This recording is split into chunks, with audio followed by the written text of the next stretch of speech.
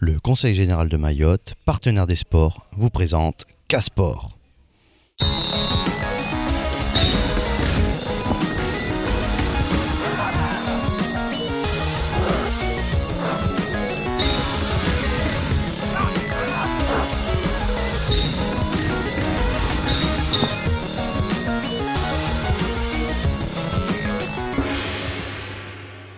Bonjour à toutes et à tous, bienvenue pour cette deuxième partie du sujet traitant de la CCCOI. Nous avons comme invité aujourd'hui avec nous le capitaine des Vautours, Faïs Supra. Bonjour, bonjour capitaine. Bonjour Pierre. Alors ensemble on va parler de la CCCOI comme on avait fait avec le coach Alexandre du BCM, fille. Un petit peu essayer de détailler petit à petit les différents aspects, le transport, la vie, les équipes, les matchs et aussi les joueurs. Donc, alors, comment ça s'est passé pour vous, capitaine, cette CCCOI ? Globalement, c'est quand même assez positif. On va dire, le seul regret qu'on a, c'est de ne pas avoir gagné sportivement cette compétition. Après, par rapport au déplacement, tout s'est très bien passé. L'organisation sur place était vraiment bien. Alors justement, si on parle par exemple du départ en lui-même, bonne organisation, comment vous l'avez vécu ce départ, ce voyage ? Nous, on a un petit peu l'habitude de voyager, donc c'est des rendez-vous à une certaine heure à l'aéroport pour partir, tout le monde était là. Le voyage avion, très bien passé. Arrivé là-bas, pour sortir de l'avion, un petit peu compliqué par rapport à toutes les démarches administratives, vérification des passeports, tout ça, avant de récupérer les bagages et sortir. Et puis une fois qu'on est sorti de l'aéroport, on avait un bus qui nous attendait, des gars qui ont pris en charge tous nos bagages. Ils nous ont emmenés jusqu'à notre hôtel. Bon, la première impression quand on est arrivé, c'était un petit peu bizarre, un petit peu glauque, parce qu'on est arrivé, il n'y avait pas forcément de lumière dans le quartier quand on est arrivé. Après, une fois qu'on est arrivé dans l'hôtel, c'était très bien. On m'a dit que vous aviez des personnes qui s'occupaient, une personne qui s'occupait du groupe, de l'équipe, oui. par équipe en fait. Oui, tout à fait. Pas mal au niveau organisation, ça, je pense. On avait une personne qui était avec nous vraiment tout le temps, qui nous emmenait au match, sans compter aussi le chauffeur de bus qui était là pour nous tout le temps, toute la journée. Donc c'était vraiment très, très agréable et très facile de se déplacer sur Tana. La partie hôtel avec les joueurs et puis aussi les joueuses, parce que j'ai cru comprendre que les 2 ou 3 équipes étaient logées au même endroit. Toutes les équipes en fait toutes les équipes étaient dans le même hôtel. On avait les Seychellois et Seychelloises. Les Mauriciens n'étaient pas là. Et puis les 3 équipes mahoraises, les Malgaches, eux, étaient chez eux, je suppose. Je suppose aussi. Pour ce qui est du transport, donc vous me disiez en bus. Donc avec un chauffeur, tout. Bon après, c'est vrai qu'avec Alexandre, on en a déjà un petit peu parlé. C'est vrai que pour faire 2 km, ça peut être assez, on va dire, impressionnant à Tana, vu les bouchons qu'il peut y avoir. Maintenant, apparemment, vous étiez toujours à l'heure pour les entraînements, les échauffements. Oui, on était toujours à l'heure. On prenait quand même nos dispositions pour pouvoir arriver à l'heure. C'est vrai que c'est assez impressionnant les embouteillages qu'il y a, parce que entre l'hôtel et puis le gymnase de Mamasina, on est on va dire à 5-10 minutes maximum si c'est fluide, et on mettait pratiquement 1 heure pour y aller. Mais c'était bien organisé. Les gars, les chauffeurs connaissent la ville, donc nous disent pour arriver à telle heure, il faut partir à telle heure. Donc on n'a jamais eu vraiment de problème pour arriver à l'heure à nos matchs, ou même aux entraînements. Et au vu des images qu'on voit défiler en même temps qu'on parle, et des matchs que vous avez eus dans ces infrastructures, vous pensez quoi justement de ces terrains et de ces gymnases qu'il y a là-bas, quoi. Je vais orienter un petit peu le débat, mais moi j'ai trouvé ça quand même c'est impressionnant, quoi, en fonction de ce qu'on peut produire nous ici à Mayotte. Le gymnase de Mamasina, c'est vraiment un très beau gymnase, 10 000 personnes, un parquet magnifique. C'est une infrastructure qui date, je pense, d'une 20aine ou 30aine d'années déjà. Très bien entretenue en plus. Bien entretenue. C'est vraiment un plaisir de jouer dans ce type d'infrastructure.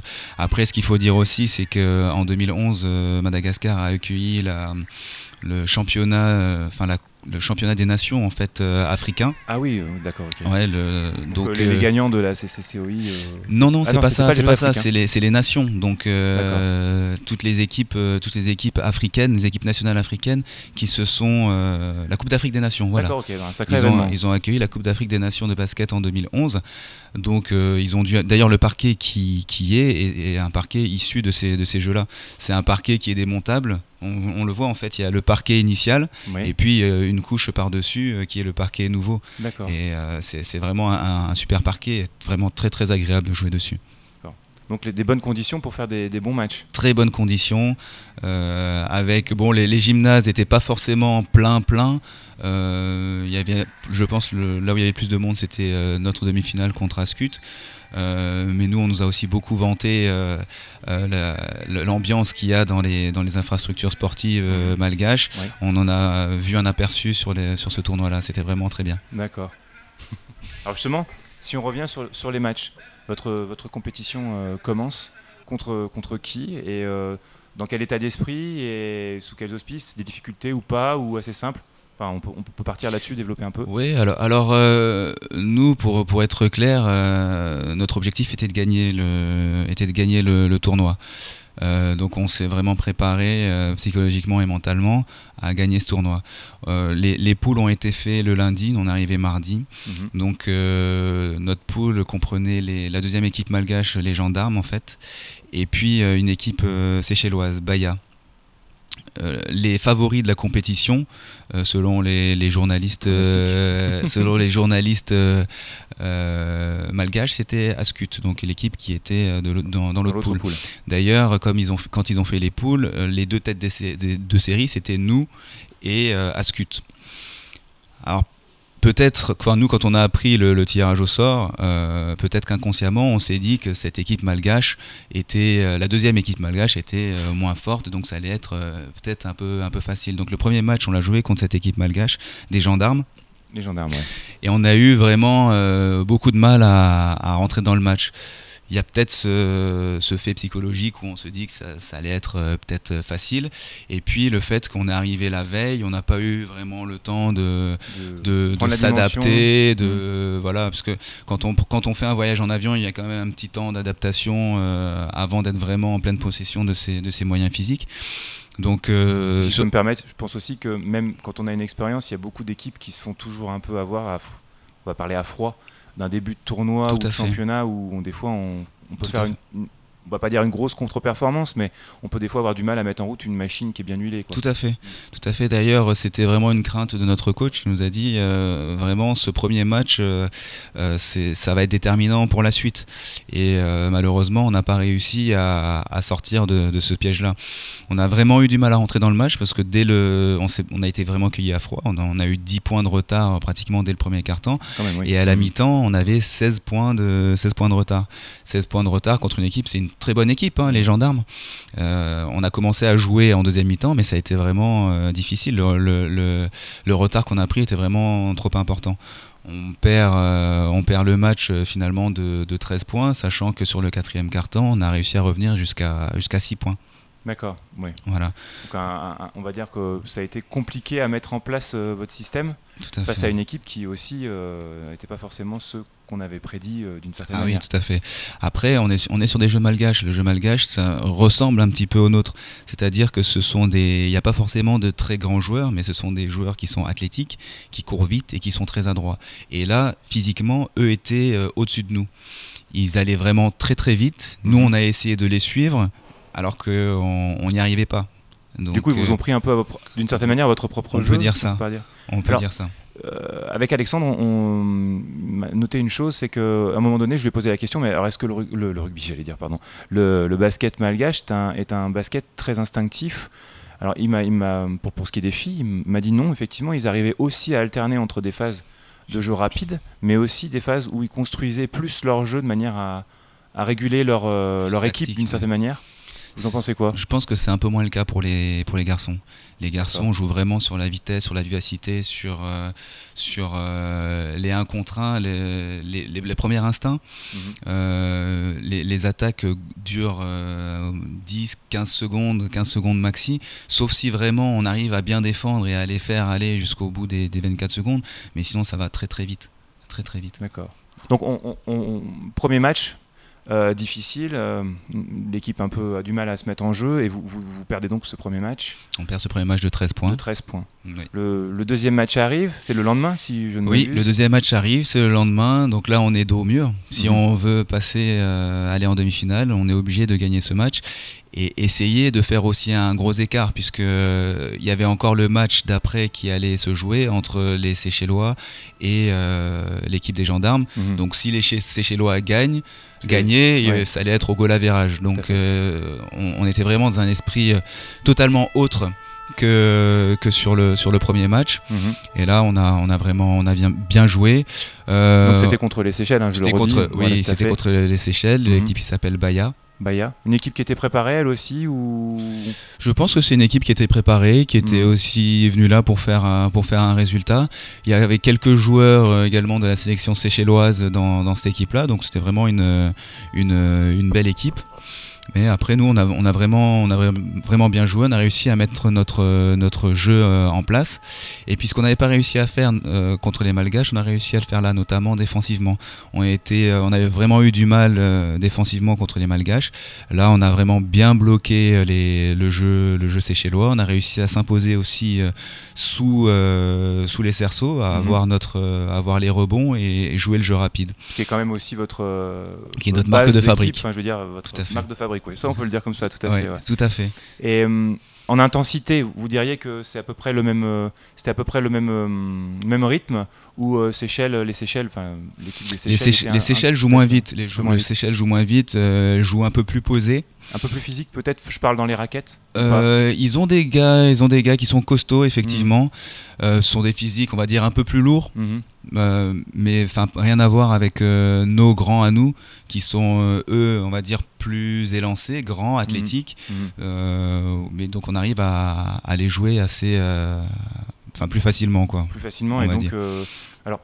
Si je résume d'une manière plus intéressante, vous avez réussi à poser plus votre défense sur ce deuxième match. Tout à fait, on a beaucoup mieux défendu. Et l'attaque ?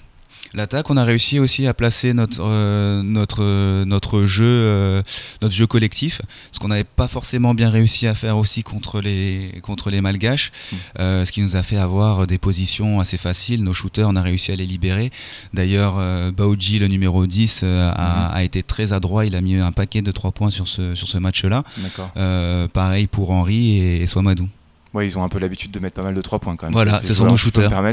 Ce sont nos shooters. Donc là, ça les a bien, ça leur a ouvert des bonnes portes, des bonnes, on va dire, bonnes phases de tir. Voilà, ils ont été très productifs. Ils ont été en confiance et ils ont marqué leur tir. D'accord. Donc deuxième match, vous le gagnez. On le gagne de 20 points. De 20 points. Ou 21 donc quand points. Un score confortable qui vous permet aussi de vous placer éventuellement sur du goal average. Tout à fait. Et qui vous remet dans la boucle. Qui nous remet dans la course pour les demi-finales, tout à fait. Donc c'était très animé, il paraît. Et d'ailleurs, l'équipe contre qui vous avez perdu de 3 points est devenue... C'est les vainqueurs de la CCOI. Voilà, tout à fait. Sur une finale un petit peu moins agréable, on en reviendra peut-être après. Donc vous arrivez face à eux, vous savez à qui vous allez être confronté, je suppose. Oui, on savait à qui on était confronté puisqu'on a regardé leur match. Et c'est vrai que c'était une équipe impressionnante avec des très bons joueurs, des très bons shooters à 3 points qui étaient capables de pénétrer. Ils avaient aussi un jeu collectif un peu plus structuré que les gendarmes.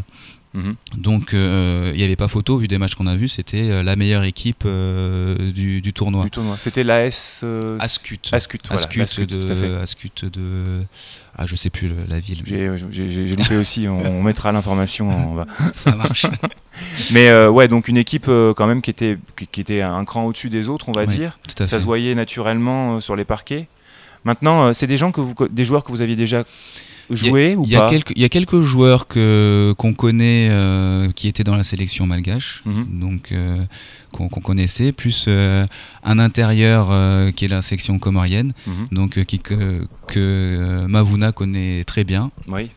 Voilà, donc c'est une équipe qu'on connaissait plus ou moins, et puis le fait de les avoir vus jouer aussi nous a permis de bien les connaître, quoi.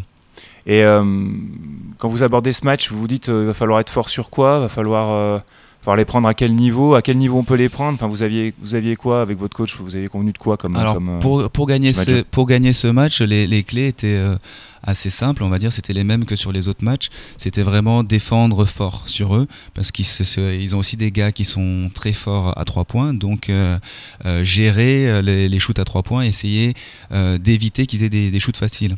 Donc une défense relativement haute. Une défense haute avec une grosse pression sur les porteurs de balles. Essayer de couper les premières passes pour que chaque geste qu'ils essaient de faire soit vraiment difficile. Ils n'arrivent pas à distribuer le jeu sur les bordures. Tout à fait. Qu'on puisse également maîtriser le ballon, nos rebonds sous nos paniers, quoi, pour pouvoir jouer le jeu rapide. Et on l'a assez bien fait sur ce match-là. Donc là-dessus, je pense qu'on est assez satisfait. Et puis le défi physique qu'on n'a pas su relever sur le premier match, on l'a relevé vraiment de manière très forte sur cette demi-finale-là. Donc ce qu'il faut voir aussi, c'est que sur cette compétition, au niveau de l'arbitrage, c'est pas comme à Mayotte. Il y a eu quand même des gros contacts, c'était très physique, et le moins de contacts n'était pas sifflé. Comme ça peut se faire ici. Voilà, exactement. Voilà. Donc c'était aussi, on va dire, il fallait qu'on puisse s'adapter à ce type d'arbitrage-là, et on a réussi à bien le faire. Ça vous a gêné, ou au contraire ça vous a peut-être un petit peu arrangé? Parce que si je peux me permettre encore une fois de dire, mais votre jeu il est assez rugueux, notamment dans les intérieurs de raquettes. Oui. On voit quand même que vous imposez vraiment votre style avec vos joueurs qui sont de masse et très grands. Est-ce que finalement le fait qu'il y ait plus de contacts, c'est pas à votre avantage d'une certaine manière, compte tenu des éléments que vous avez? Alors je pose la question. Je pense pas que ça nous ait plus avantagé. Comme on n'a pas forcément l'habitude de le faire, il faut qu'on puisse se relâcher par rapport à ça. Se relâcher, et puis l'intégrer aussi mentalement. Mais c'est vrai que globalement, avec les intérieurs qu'on a, c'est vrai que c'est assez physique. Mais en général, c'est pas forcément sur les contacts intérieurs que ça siffle, c'est plus sur les contacts extérieurs, des petites touchettes, quand on essaie de rattraper le ballon par derrière, voilà, des choses comme ça. Alors que ça n'a pas été ça n'a pas été sifflé, et pour nous les extérieurs, je pense que ça a été un peu plus compliqué. Pour les intérieurs, je pense que il n'y a pas de souci, ça change pas grand chose, mais pour nous ça a été un peu plus dur. Ouais, parce que du coup il y a quelques petites fautes qu'on a l'habitude d'entendre le sifflet se déclencher, et là il faut continuer à jouer malgré tout, quoi. Tout à fait. Ouais, d'accord. Tout à fait. Alors si je reviens justement sur cette demi-finale, vous diriez que vous avez été fort dans quels ont été vos points forts et vos points faibles? Parce que quand on gagne, on ne demande jamais, on ne pose pas trop ce genre de questions, mais finalement quand on perd, bon alors j'oriente un peu, mais je vais vous laisser parler de ça, mais vos points forts, vos points faibles par rapport à ce match justement. Alors je pense qu'on a réussi à être fort dans pratiquement tous les domaines. Défensivement, on a été bon, puisqu'on a vraiment, comme je l'ai dit tout à l'heure, on a réussi à relever le défi physique, on a réussi à les gêner, et au niveau intérieur, je pense qu'on était quand même meilleur qu'eux avec les éléments qu'on avait. Tout du long au niveau du score, où il y a eu des moments où il y avait une avancée Nous, on a eu un petit peu d'avance au départ. Après, ils nous ont rattrapés. Ça a été, je pense qu'on était à peu près à égalité à la fin du premier quart-temps. Ensuite, ils ont pris l'avantage. Pratiquement jusqu'à la fin du match, on a dû repasser devant au milieu du quatrième quart-temps. Mais c'est toujours serré avec 4 points, on va dire, 5 points. Peut-être à un moment 10 points, mais à chaque fois ça refondait assez rapidement, quoi. Donc serré, donc effectivement vous avez réussi à maîtriser le match de manière à ne pas vous faire distancer. Tout à fait. Et imposer aussi un peu votre jeu. Tout à fait. Après, là où on a dû peut-être avoir où on a été un peu faible, c'est qu'on a perdu certains ballons importants. Ils avaient des meneurs qui étaient aussi très agressifs, et on a perdu quelques balles. Et puis il y a certains paniers faciles qu'on n'a pas marqués. Donc c'est un peu là au niveau des tirs. Et autre statistique très très défavorable pour nous, c'est le pourcentage au lancer franc. On a eu vraiment énormément de lancers francs, et on n'a pas su les concrétiser. On a tiré, si je dis pas de bêtises, 42 lancers francs, ce qui est énorme dans un match de basket. Et on n'en met que 23. Donc on perd 20 points. Et cette petite, pour finir sur ce match, mais cette fin de match un peu mouvementée, et cette fameux 3 points, vous le mettez sur quoi? Sur une belle action de jeu de l'équipe adverse, ou sur plutôt on va dire une faute d'inattention ou d'écoute par rapport à vous dans le... Sur la fin du match, effectivement, ils ont 3 points d'avance. Il reste 30 secondes. Donc on a encore largement le temps d'égaliser. Je pense qu'on se précipite un peu. D'accord. Il y a 30 secondes, donc il y a encore au moins 2 possessions, voire 3 possessions. Donc on peut marquer 2 points, essayer de bien défendre sur l'action d'après et marquer. Mais on a voulu, nous, tout de suite tirer à 3 points. On a tiré une première fois, le ballon tourne autour de l'anneau, il ressort. Ils ont la balle, on la récupère, on retire à 3 points, le ballon tourne autour de l'anneau. Non. Si. Il ressort. Ils ont la balle, encore une fois, on récupère la balle. Et là, en fait, c'est Mala, notre intérieur, qui monte la balle. Il doit rester 3 secondes. Il tire à 3 points. Ça tourne autour de l'anneau, ça sort. Donc, ils avaient mis un truc dans l'anneau, je pense. Sûrement. On pourra voir ça parce que normalement, ça a été filmé. Donc, c'est assez rageant. Mais je pense qu'on aurait pu quand même gérer un petit peu différemment cette fin de match, parce que 30 secondes, c'est long au basket. Ah oui. 30 secondes, c'est long au basket. Surtout quand on a encore quelques temps morts d'affilée. Tout à fait. Donc, on va dire que là, il y a sur la fin du match des shoots qui ne marquent pas, d'une certaine manière, pas de concrétisation, et en 30 secondes, trois occasions de shoot. Donc c'est vrai que ça devait être un match assez palpitant. Je pense on aurait été nombreux à vouloir le voir, celui-ci. Quand vous sortez de ce match, je suppose qu'en tant que compétiteur, l'état d'esprit doit être un petit peu... grosse déception. Ouais, j'imagine. Grosse déception parce qu'on se dit que le tournoi est perdu. Déjà l'objectif qu'on s'était fixé, on le réussit pas. Et ça s'est vu sur les visages de tous les joueurs. Certains un peu plus que d'autres. Mais après, on va dire, moi en tant que capitaine, plus les coachs, il faut remobiliser, il faut qu'on puisse remobiliser toutes les troupes, sachant qu'on a encore un match pour la 3e place qui arrive après. Donc vraiment une grosse déception. Et puis vous avez eu du temps pour faire ça, pour remettre l'équipe Non, on n'avait pas beaucoup de temps, parce qu'on n'a pas beaucoup de temps pour gérer ça, puisque le match s'est joué à 18h, on finit vers 20h, et puis le match pour la 3e place se jouait à 14h le lendemain. Donc vraiment dodo, si on peut, et très peu de temps. On va dire que on a géré ça tout de suite à chaud dans le vestiaire à la fin du match pour essayer de remobiliser les gars, et puis le lendemain matin en allant au match, quoi. D'accord. Pour terminer, il t'a noté quand même que ce genre d'événement, donc on l'a dit, est très formateur, apporte beaucoup à une équipe, comme c'est le cas. Et on voit que Mayotte monte d'un cran toujours, parce que l'année dernière, ça s'était fait aussi, une équipe comme le BCM. BCM avait gagné l'année dernière. C'était placé. Bon, il y avait eu quelques petites choses qui ont fait que c'est eux qui sont allés aux Jeux d'Afrique. Mais là, on voit quand même qu'on vient titiller 2 fois d'affilée les premières places, et que ça peut ouvrir les portes, parce que je le rappelle, le vainqueur de la CCCOI va aux Jeux d'Afrique. Oui, Coupe d'Afrique et des clubs champions. Qui est quand même un rendez-vous avec des équipes ça, c'est du haut niveau. Internationales, carrément. C'est du haut niveau. Et qui apporte une expérience à une équipe de manière magnifique, tout à fait. je suppose. Oui, bien sûr. Et donc, on voit que les équipes mahorais commencent à venir titiller là, et on peut logiquement, si on continue à garder ce que vous disiez, le sérieux, l'entraînement, la rigueur, à penser que dans les quelques années qui suivent... Ça fait, moi, je suis à Mayotte depuis 2007. Le basket mahorais n'a pas cessé de progresser depuis que je suis là. Donc je suppose que ça a progressé déjà avant. Et on a un énorme potentiel, et je pense qu'on peut aller encore plus haut. Oui, je pense que... Moi, je suis pas là depuis longtemps, mais effectivement, au vu de ce que je vois avec mon petit passif de basket, je trouve qu'effectivement, on peut largement penser que ça monte, sachant aussi que le basket est un des sports sur l'île qui sortent beaucoup de joueurs, et qui amènent des joueurs aussi à aller à l'extérieur. Tout à fait. Donc c'est vrai qu'on peut penser que ça va continuer à monter, tout en gardant les valeurs dont vous parliez tout à l'heure. Tout à fait. En tout cas, on va clôturer pour ce sujet de la CCCOI. Je vous remercie encore d'être venu parler avec nous, nous raconter un peu toute cette aventure. Et je vous souhaite bonne chance à vous et à votre équipe pour ce championnat qui commence pas trop mal, on va dire, pour l'instant. Pour l'instant, ça va. Pour rappeler aussi qu'on a quelques rendez-vous qui arrivent là, notamment une finale de Coupe de France. Tout à fait. Donc, en tout cas, merci encore, Faïs. Merci. Vous voulez rajouter un petit truc pour la fin ? Non, mais merci à vous pour cette émission et puis qu'on continue à promouvoir le basket et qu'on continue à travailler pour faire progresser ce sport qu'on aime. Oui, on l'aime aussi sur Casport. Merci beaucoup, Faïs. De rien. Au revoir à tous.